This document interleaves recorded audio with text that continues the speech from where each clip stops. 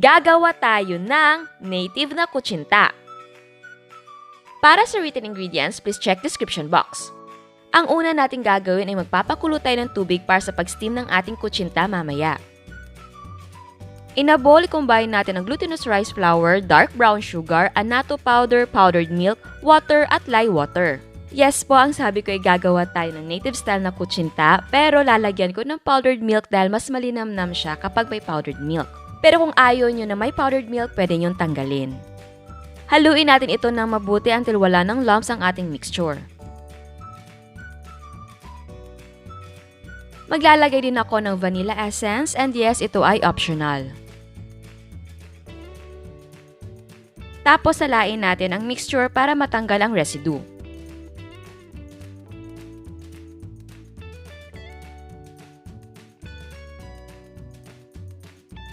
And then, i-divide natin into 5 equal parts. Siguraduhin na mga lanyera ay lightly greased. Lulutuin ko by batch ang ating kutsinta dahil maliit ang aking steamer. Ang lanyera na gamit ko ay small size. And yes, pwedeng gumamit ng puto molder kung gusto nyo maliliit ang kutsinta. Isalang na natin at steam natin for 10 to 15 minutes over medium heat. At huwag kalimutan na i-wrap ang lid ng clean cloth para hindi matuluan ng tubig or steam ang ating kutsinta. After 10 or 15 minutes, luto na ang ating mga kutsinta. Hanguin ang mga ito at palamigin natin bago natin tanggalin sa molde. Kapag malamig na, tanggalin na sa mga lanyera. Siguraduhin lang na ang gamit mong spatula at scraper ay lightly greased dahil talagang madikit siya.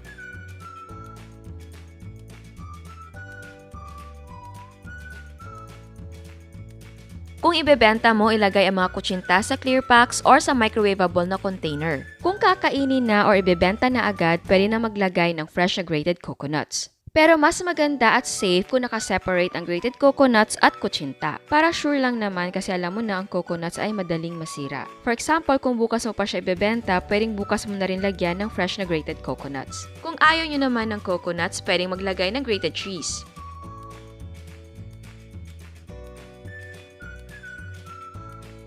And yes, para mas exciting, pwedeng maglagay ng cheese and coconut.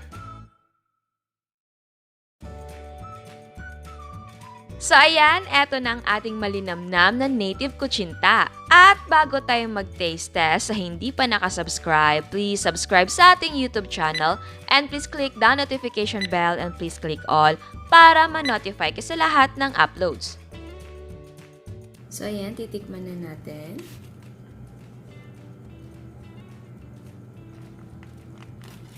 So yeah, medyo madikit-dikit.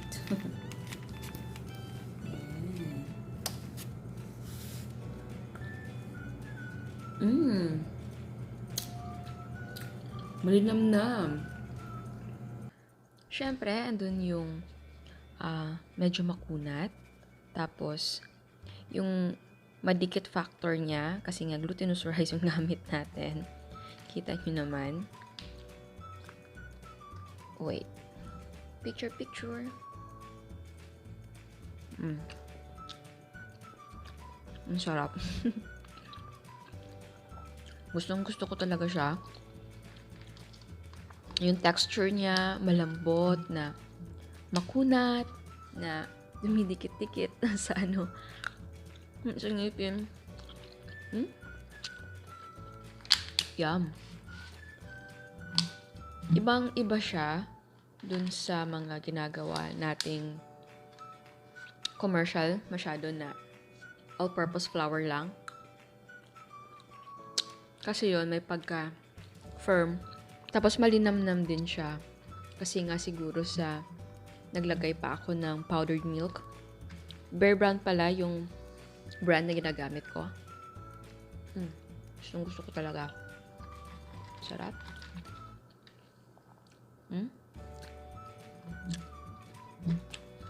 Sarap talaga. Ako.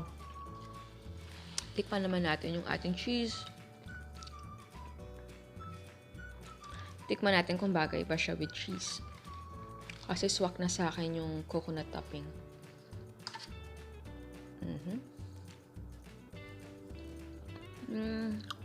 Okay naman siya.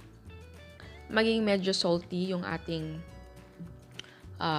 kutsinta dahil medyo salty si cheese.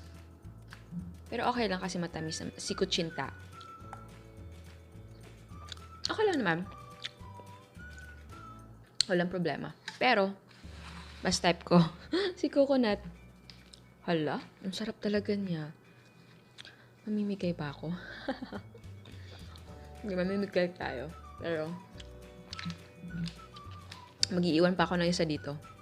Kasi ang sarap niya. Ang sarap. The best talaga ang mga kakanin, ano? Lalo na pag hindi mo tinipid.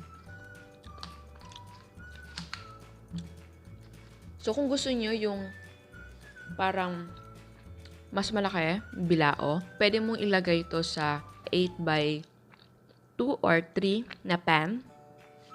Or mga 9 by 3, siguro ganun. Para kung gusto nyo yung isang malaking talaga, bilog. Kasi ito, lanyera ang inilagay ko kasi nga, syempre, pag pang negosyo, kasi diba yung iba, gusto tingi-tingi lang, maliit lang. Kaya, pwede na lanyera. Pero, pwede din square, yung mga square pan. Ganun, so pala ka na. Pwede mo rin siyang lutuin sa microwavable na container. Para hindi ka na magtanggal. Diretso mo na siyang ibenta. Madali lang siyang lutuin. Ang mahirap is yung pagtanggal talaga sa lanyera. Nahirapan ako doon, pero naitawid naman natin. Okay lang. Ang sarap. So yan. Sana nagustuhan nyo. Dahil nagustuhan ko talaga. Super. Ciao! At eto ang mga prices ng ating mga sangkap. Ang nagawa natin ay 5 packs. Ang cost per yield ay 20 pesos and 40 cents. Pwede mo ibenta ng 30 pesos ang isang pack. Again, ang selling price ay magdidepende kung magkano ang presyo ng sangkap sa inyo. At bago ako magpaalam, meron tayong another dose of inspiration. Eto ang mga cakes ni Miss Junella.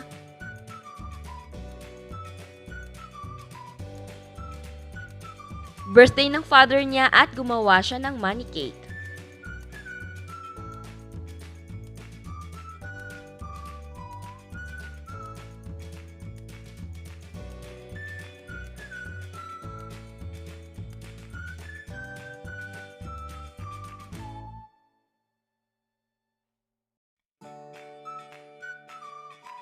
Coconut macaroons by Miss Leia.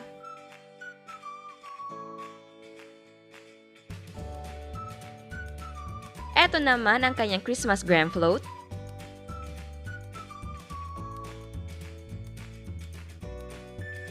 At meron siyang mango graham jelly mousse.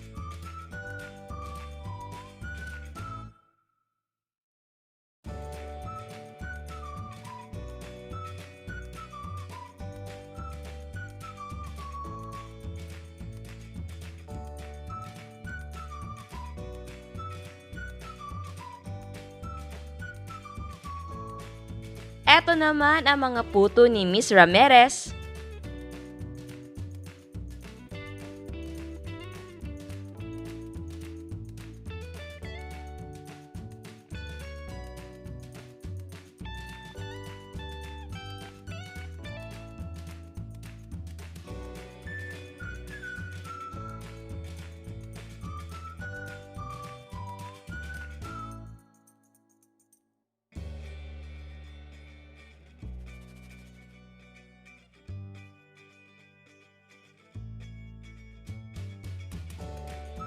Meron siyang leche flan.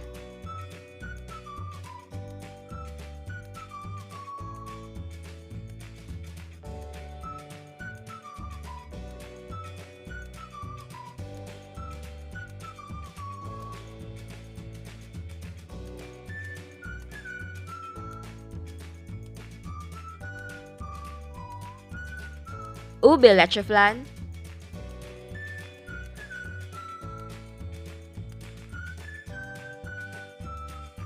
At meron siya mga gram de leche.